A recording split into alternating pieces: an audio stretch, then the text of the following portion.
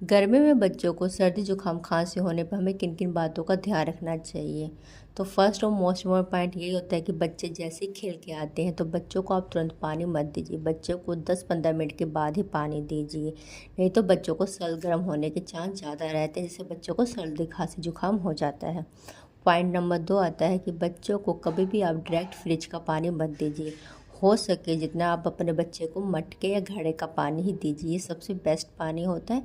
तो आप जितना हो सके बच्चे को घड़े का पानी ही पिलाइए।